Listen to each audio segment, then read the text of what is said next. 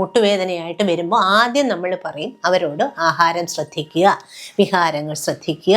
അതിൽ നിദാന പരിവർജനം എന്ന് പറയുമ്പോൾ നമ്മൾ ഒരുപാട് കൊഴുപ്പേറിയ ആഹാരം കഴിക്കുന്നു, രാത്രി താമസിച്ച് ആഹാരം കഴിക്കുന്നു, നല്ല തൈര് അങ്ങനെയൊക്കെ പപ്പടം അങ്ങനെയൊക്കെയുള്ള വെജിറ്റേറിയൻസ് അതല്ലെങ്കിൽ ഫ്രൈഡ് ആയിട്ടുള്ള ചിക്കനൊക്കെ കഴിക്കുന്നു. അങ്ങനെയൊക്കെ കഴിക്കുമ്പോൾ എന്ത് വരും?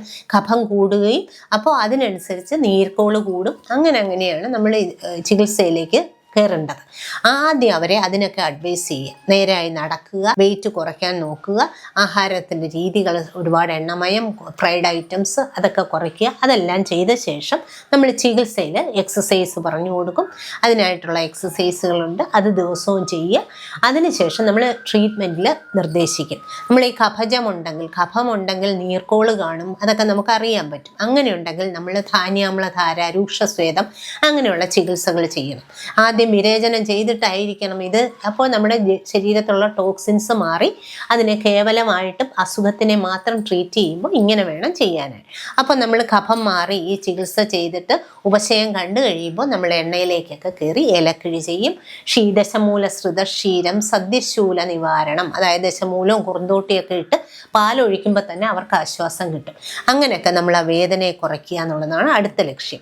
അങ്ങനെ അതും കഴിഞ്ഞ് നല്ലോണം ആശ്വാസം കിട്ടി പേഷ്യൻസിൻ്റെ വേദനയെല്ലാം കഴിയുമ്പോൾ എന്താ ചെയ്യുക?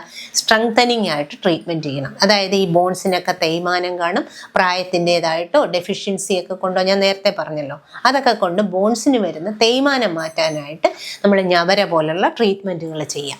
പിന്നെ നമുക്ക് ചെയ്യാൻ പറ്റുക മുറിവെണ്ണയുണ്ട്. മുറിവെണ്ണ കെട്ടി ബാൻഡേജ് കെട്ടുന്നത് കൊണ്ട് നമുക്ക് ഒരു 5 മണിക്കൂർ ഇരിക്കുകയാണെങ്കിൽ ആ ബോൺസിനും എല്ലാം നല്ല സ്ട്രോങ് ആക്കാൻ ഇതിൽ പരം വേറെ സഹായിക്കുന്ന ഒന്നും തന്നെയില്ല.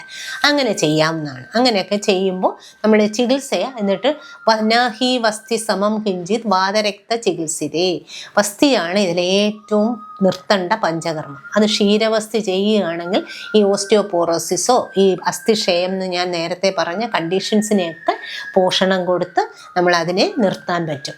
അതിൻ്റെ ഒപ്പം തന്നെ ഞാൻ അകത്തേക്ക് മരുന്നും കഴിക്കും. ശമനമായിട്ടും ശമനവും ഉണ്ട് ചികിത്സ. നമ്മൾ അകത്തേക്ക് മരുന്ന് കഴിക്കുന്നതിന് നമ്മൾ രാസ്നേരണ്ടാതി, അതായത് ചെറിയ രാസ്നാദി, പുനർനവാദി അങ്ങനെയുള്ള മരുന്നുകളൊക്കെ അകത്തേക്ക് കഴിക്കാം. പുറമെ ലേപനങ്ങൾ, നാഗരാതി ചൂർണം, ജടാമയാതി ചൂർണം കണ്ടീഷൻ നോക്കിയിട്ട് അങ്ങനെയൊക്കെ ചെയ്യാവുന്നതാണ്.